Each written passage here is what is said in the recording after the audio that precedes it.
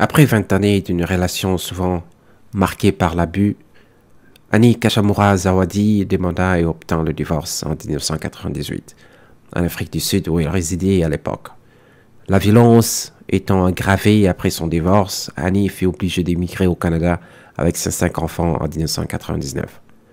Au cours de ces tribulations, elle découvre l'ampleur des violences que subissent les femmes sans distinction des races, des classes, origines, âge, et prend la décision d'apporter sa contribution pour l'élimination de ces fléaux. Alors, mesdames et messieurs, bonsoir, et si vous venez juste de nous rejoindre, vous êtes en direct sur la radio FTR Tech, et je suis en direct avec Madame Annie Kachamura Zawadi. Et bonsoir, Madame Annie. Oui, bonsoir Augustin. Je vous remercie de votre disponibilité d'être en ligne dans notre show, et nous étions un peu touchés de lire le message que nous avions reçu par les courriels que vous organisez d'abord une rencontre au bénéfice sur votre livre pour participer à l'aide de femmes congolaises. Et justement, nous avons contacté pour nous parler un peu plus de cette soirée. Mais en lisant votre biographie, et la première question que j'aimerais bien vous poser, est-ce que les femmes sont toujours en danger malgré le niveau de l'émancipation de la femme aujourd'hui? Merci pour la question. Qu'est-ce que je peux dire? Tout ce que je peux dire, c'est que oui, il y a eu beaucoup d'efforts qui a été fournis. Il y a eu beaucoup de changements positifs. Ça, il n'y a pas de doute. Mais les femmes sont toujours en position, si vous voulez, de faiblesse. Les femmes ne sont pas toujours reconnues comme les citoyens de première zone, si on veut, au même pied d'égalité que les hommes. Et c'est ça les grands problèmes. Il y a toujours, tu vois, le système patriarcal, pas du fait que les enfants vont chez le père, c'est pas de ça que je veux parler, oui. Mais le système patriarcal qui fait qu'on favorise toujours les hommes par rapport aux femmes. Donc tout ça, ça fait que la femme si vous voulez, est un peu est toujours défavorisée. À part ça, c'est d'abord une situation de société, mais il y a aussi, et je trouve que ça, c'est le plus grand danger, c'est quand les lois ne protègent pas les femmes. Voyez-vous, il y a, par exemple, dans notre pays d'origine, oui. Il n'y a pas des lois, si vous voulez, sur les violences faites contre les femmes. Effectivement, c'est pour cela que nous raconterons ce qui se passe, surtout à l'Est, sur le viol, parce qu'on ne sait pas protéger les femmes. En 2000, Annie obtient son diplôme d'assistance juridique, suivi de celui de médiatrice à l'Université York en 2001. En 2008, Annie obtient sa licence de spécialiste en études de femmes et de genre avec honneur et une licence en sciences politiques à l'Université de Toronto. Sa thèse traitant de violences faites contre les femmes, le capitalisme et les médias dans la guerre contre le Congo fut gagnante du prix de meilleure recherche sur les violences subies par les femmes d'outre-mer de l'année 2008 et enseignée dans les cours de genre et néocolonialisme à l'Université de Toronto où elle avait étudié. Cette thèse a eu l'honneur d'être enseignée à l'Université de Toronto dans les cours de genre et néocolonialisme et est consultée par beaucoup de recherches et groupes de plaidoyer, y compris des groupes congolais. Il y a toujours un problème, si vous voulez. Comme je disais, il y a d'abord la société qui doit s'impliquer. Il y a l'éducation en famille qui doit aussi jouer un grand rôle. Il y a l'éducation dans les systèmes d'éducation dans les écoles, universités, qui a un rôle à jouer. Mais le plus grand rôle, c'est le rôle, si vous voulez, de l'État et du législateur. Comment promulguer ces lois et surtout les mettre en place pour qu'il n'y ait plus d'impunité. Ça ferait une grande différence. Il y a beaucoup de, si vous voulez, de systèmes, si vous voulez, des violences systémiques qui existent encore contre les femmes. Oui. Pourquoi on n'a pas beaucoup de femmes en politique? Peut-être si on avait beaucoup plus de femmes au Parlement, Oui. peut-être elles verront les choses autrement parce qu'elles savent ce qu'elles vivent chaque jour et ça pourrait faire un changement. Oui. Il y a beaucoup moins de femmes, si vous voulez, en position de pouvoir dans les systèmes économiques, en tant que chef d'entreprise, en tant que commerçants, si vous voulez, de grande taille. C'est pas parce qu'elles manquent de capacités, mais c'est toujours parce que on préfère que ce soit les hommes. Le système fait que ce sont les hommes qui ont toujours ce pouvoir-là. Ouais. Et comme Martin Luther King a dit, c'est très difficile de changer les choses justement parce que les gens qui ont le pouvoir ne vont jamais les lâcher parce qu'ils savent que c'est relié aux avantages. Donc c'est ça aussi qui fait un problème. C'est un problème complexe, mais c'est un problème qui peut changer justement si tout le monde trouve que c'est pas juste. En fait, c'est une situation d'injustice sociale comme moi je le vois. Et voilà, donc je vous rappelle, nous sommes en direct avec Madame Annie Kassamura Zawadi. Et Madame, avant d'aller un peu sur la soirée bénéfice que vous organisez, vous avez écrit un livre que vous voulez aussi promouvoir. Je peux témoigner. En anglais, c'est I Can Testify. Je n'ai pas eu l'occasion de lire ces livres. Mais d'après ce que vous dites, ces livres est même utilisé à l'université de Toronto pour sa caractère un peu traitante, je sais pas, non, je peux dire. Mais est-ce que vous pouvez en 2 mots nous parler un peu de ces livres? Les livres, je peux témoigner comme les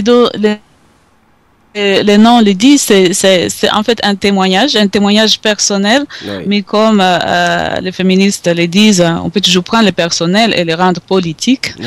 C'est pour ça que j'ai voulu faire ces témoignages, parce qu'il y a beaucoup de femmes qui ont vécu mon cas et qui continuent à les vivre, mais qui n'auront jamais l'opportunité, si vous voulez, et le courage de dire les choses qu'elles ont vécues. Alors je me suis dit...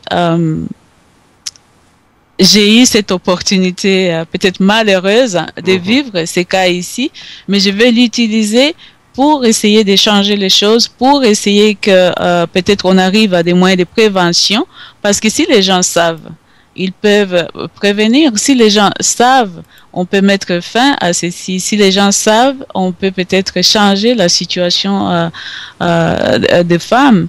Et c'est un livre qui, pour moi, rencontre quand même un succès parce que les hommes et les femmes l'apprécient de même.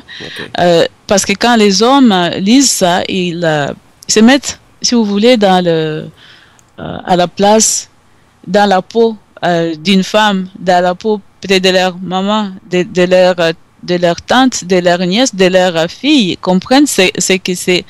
Je l'ai écrit sans honte, parce que beaucoup de gens ne parlent pas de ça parce qu'ils ont honte. Je n'ai aucune honte de parler de ce qui m'est arrivé, justement, parce que je vais utiliser ça comme un véhicule d'éducation, si vous voulez. Donc, j'en parle sans honte, j'en parle sans zone ou zone d'ombre ou zone cachée. Voilà, et j'en parle sans culpabilité du tout. Je me sens pas coupable de rendre ces témoignages. Et je ne me sens pas humiliée de ce qui m'est arrivé parce que je l'ai pas cherché et parce que ça arrive à beaucoup de femmes et donc et des jeunes filles.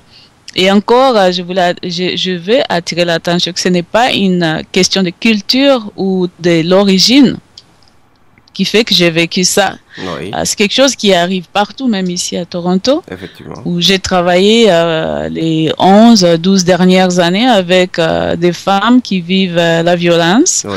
C'est presque la même chose. La seule différence, c'est qu'ici, il y a des lois qui protègent. Ça veut dire que tu peux aller chercher de l'aide, tu peux dire voilà ce qui m'arrive et on va te protéger et il y aura on va prosécuter si vous voulez la personne qui vous a victimisé.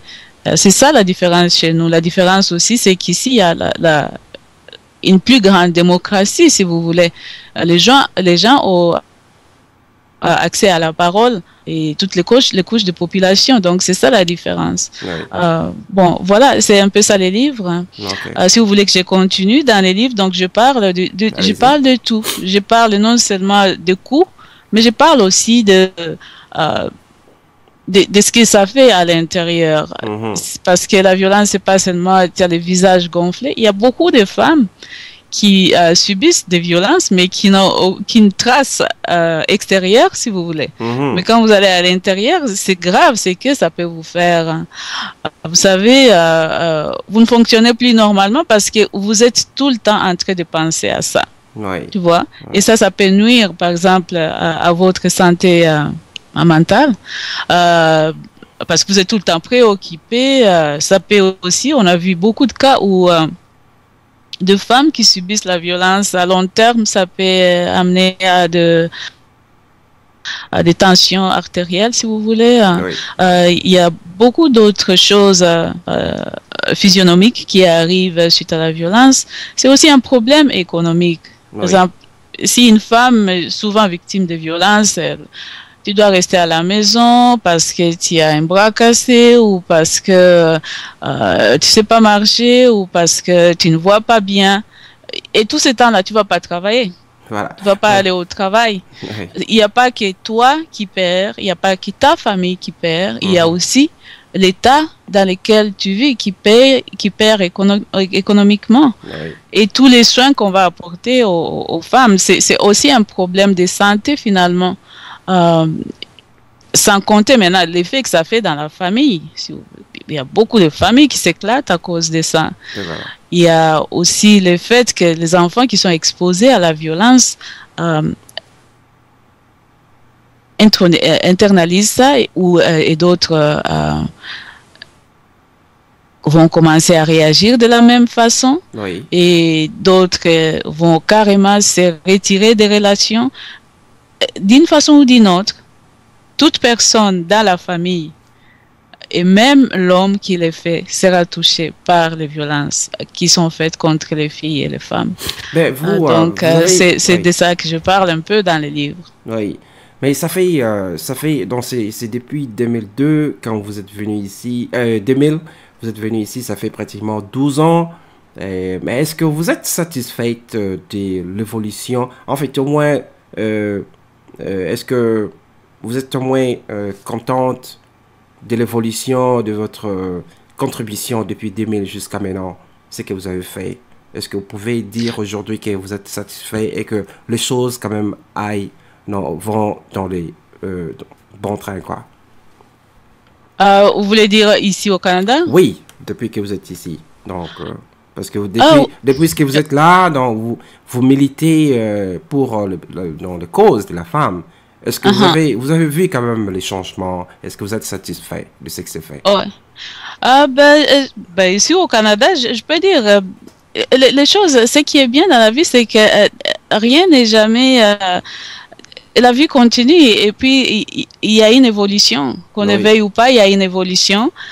Donc sur ça, je ne désespère pas qu'ici ou ailleurs, la condition de la femme va changer d'une façon ou d'une autre parce que ça change chaque jour. Mais seulement ça change à petits pas, si vous voulez. Et puis, donc ça ne change pas de la même façon pour toutes les femmes. Tu vois. Ce qui est vrai pour une femme blanche n'est pas vrai pour une femme noire. Ou une femme indienne ou pour une femme, si vous voulez, aborigène qui habite ici à Toronto. Nous ne vivons pas les mêmes violences. Nous pouvons vivre les mêmes violences dans nos maisons, mais systémiquement, en dehors, ce qui est la base de toutes ces violences est vécu différemment. Bon, mais si on peut aller dans les détails, il y a quand même des services qui sont de plus en plus mis sur pied pour les femmes francophones, ce qui est déjà une bonne chose, n'est-ce pas? Il y a si vous voulez, il y a beaucoup plus de services que les femmes peuvent accéder. Il y a beaucoup plus de services. Et là, c'est très important pour moi. Il y a beaucoup plus de services d'éducation. C'est surtout l'éducation qui m'intéresse. C'est pas les fêtes après, quand les gens doivent se battre, les gens doivent être ennemis devant les juges. ou quoi. C'est pas ça qui m'intéresse. Ce qui est plus intéressant, c'est l'éducation que nos communautés, tous nos services qui sont mis là pour éduquer justement les familles qui arrivent. Parce que le problème, c'est que quand nous arrivons ici, il y a des choses qui n'étaient pas considérées là-bas comme violence. Pas par les femmes, parce que les femmes savent toujours qu'est-ce que c'est la violence là-bas ou ici. Mais il y a des choses qui n'étaient pas considérées comme violence là-bas, mais ici, ça devient une violence terrible dans la famille. Et les gens, par manque d'information et d'éducation, voyez-vous, ils se retrouvent en train de continuer avec les mêmes habitudes, les mêmes attitudes, et qui nous met dans des problèmes sérieux. Donc, sur ce point-là, on a avancé parce qu'il y a beaucoup d'organisations qui donnent maintenant de l'information. Il ne faut pas être réfractaire à cette information parce que ça peut nous aider beaucoup à garder notre famille intacte et à aider les femmes à avoir leur place qu'elles méritent dans la société, dans la famille. Effectivement. Et est-ce que, maintenant, parlons un peu de la soirée bénéfice que vous organisez. Ce serait la date, ce serait, donc j'ai ici l'information, ce serait le samedi 2 février 2013, ce serait un samedi, de 18h à 22h au restaurant E-Route, c'est sur 1050 Danforth Avenue. Enfin, écoutez, si vous nous suivez, ne manquez pas ces rendez-vous. Madame Annie, pourquoi avez-vous, est-ce que ce serait la première fois d'abord avec le projet d'abord, c'est quoi le projet Invictus que vous voulez lancer? Le projet Invictus, c'est un projet que j'ai commencé là depuis 2007. Oui. Et en fait, qu'est-ce que ça veut dire? Je ne sais pas si vous connaissez le poème Invictus, n'est-ce pas? Ben oui, je me rappelle, mais oui. si vous pouvez nous dire. Le poème Invictus, c'est un poème. En fait, pour résumer ça, c'est on dit, quoi qu'il arrive, nous sommes les capitaines de nos vaisseaux. Oui. Oui. Donc, ce que je voulais dire par là, c'est que nous, en tant que femmes, et nous pourrions peut-être faire plus et devenir les maîtresses de notre destinée. Oui. Ça veut dire, bien sûr, on attend beaucoup de choses du gouvernement, on attend beaucoup de choses des décideurs, mais qu'est-ce qu'on peut faire en tant que femme pour aider les autres femmes? Parce que je suis convaincue que chacun de nous a quelque chose à donner. Il n'y a pas que l'argent. On n'a pas vraiment, nous tous ou nous toutes, de l'argent à investir dans des projets, des grands projets. Mais qu'est-ce que personnellement chacun de nous peut donner pour aider une autre femme? Et ça, c'est une invitation que je lance non seulement aux femmes, mais aussi aux hommes de bonne volonté, parce qu'il y en a plein qui sont dans les droits des femmes. Oui.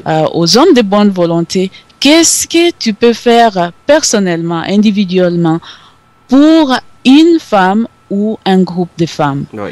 Et c'est dans cette logique-là que je me suis dit, moi, tout ce que je peux donner, c'est ce que j'ai de spécial en moi, c'est mon écriture. Donc, je donne mon écriture, vous lisez, et peut-être ça vous change les idées, mais je vais aussi faire non seulement la conscientisation sur les problèmes des femmes, mais chaque livre que je vais vendre, je vais prendre le profit et l'investir dans un projet de femmes. Oui. Alors, comme les livres, ici, je peux témoigner, il est en français et en anglais. Oui. La version française, nous sommes en train de lever de fonds pour aider un groupe de femmes au Ghana avec qui je travaille et qui ont besoin d'un moulin, si vous voulez. Oui. Et bon, et la communauté anglophone réagit très bien à ça. Et bon, je vais souvent au pays, je travaille avec des groupes de femmes, je vais visiter les femmes dans les hôpitaux, les femmes violées, si vous connaissez les deux grands hôpitaux qui s'en occupent au Nord Kivu et au Sud Kivu. l'hôpital des Panzi et Oui. l'hôpital Il Africa. Donc, je vais visiter ces femmes, je passe du temps avec. Je connais un peu leurs soucis. Alors, ben, si mes efforts peuvent aider à lever des fonds, Oui. je vais faire ça. Donc, tous les profits de ces livres ici, je peux témoigner, va aller là-bas. Et dès que j'aurai fini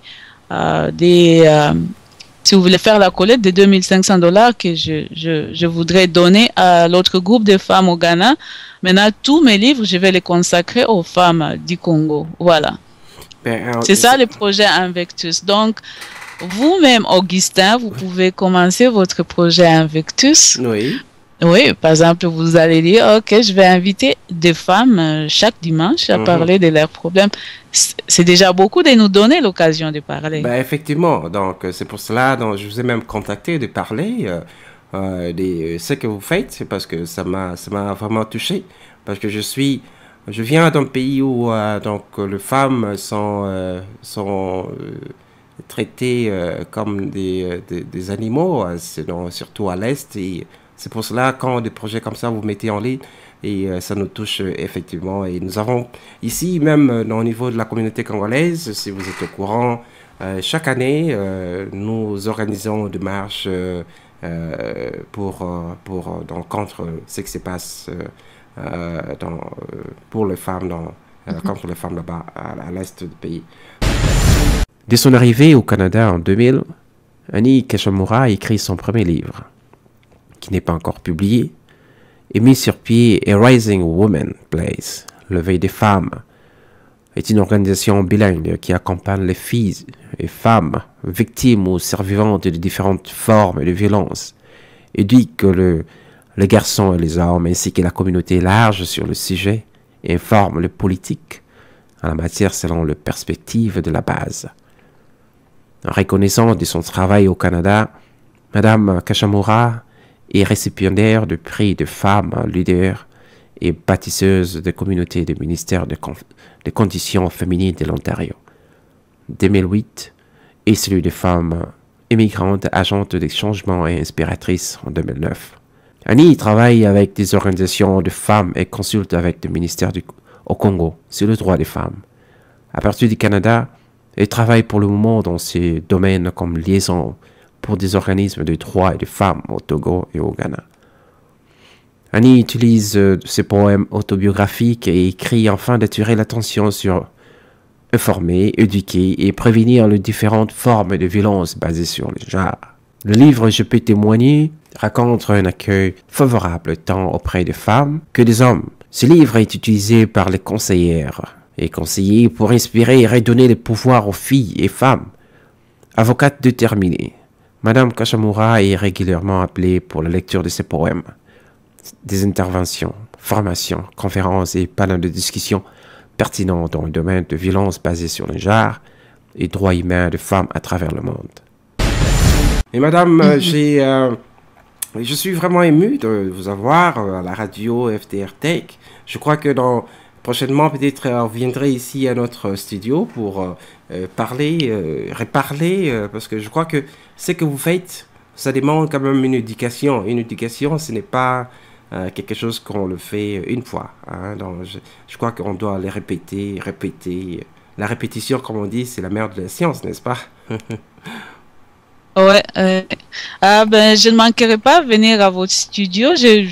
Si vraiment les gens peuvent venir soutenir, on sera au restaurant Irut. Oui. C'est un restaurant éthiopien et la famille les propriétaires de ces restaurants, qui est une dame, Oui. elle a décidé aussi de donner d'abord de diminuer le prix des repas à 15 $. Oui. Ce sera un buffet. Oui. Et puis, sur chaque 15 $, elle va donner 5 $ pour la cause. Voilà, Donc, ce qui fait que si chaque personne achète un livre et consomme, ça va faire quand même 10 $ par personne pour la cause. Ça serait vraiment une bonne chose. Oui. Donc, venez nombreux. Ça sera le 2 février à 18h. C'est au métro à Woodbine. Au métro Woodbine, juste après Scotiabank, c'est ça. Ah, ok. Non, mais ça, c'est... ben, nous essaierons et nous viendrons avec nos caméras pour essayer de prendre quelques images pour aussi contribuer à cette éducation et aussi à ces projets avec tous, quoi. Et est-ce que vous avez un mot de la fin, Madame Annie Kachimura? Ah, un mot de la fin, en tout cas, j'apprécie beaucoup que vous m'ayez donné l'opportunité d'accéder à votre forum Oui, et aux gens qui nous suivent. oui. En tout cas, continuez à faire du bon travail. Il y a beaucoup qui s'est fait maintenant dans la communauté congolaise et je suis très enthousiaste et vraiment émerveillée. Il y a un nouveau sang, c'est vraiment fantastique, Oui. quoi. J'espère qu'on va continuer comme ça. Mais voilà. Merci beaucoup, Madame Annie. Et je vous rappelle que vous venez juste de suivre Madame Annie Kachimura Zawadi. L'auteur du livre I Can Testify en français, c'est Je peux témoigner. Et donc, je vous invite très nombreux de venir supporter ces projets avec tous. C'est ce qui va prendre place les samedis 2 février 2013 de 18h à 22h. Madame Annie, merci beaucoup d'être là et nous retrouverons très prochainement. Merci. Merci Augustin, au revoir. Okay, au revoir. Mandoki maleli Bukavu tovandi na Amerique mandoki masolela na Chikapa tovandi na Asie mandoki maleli Mbandaka Gombe ezali Congo Manyema ezali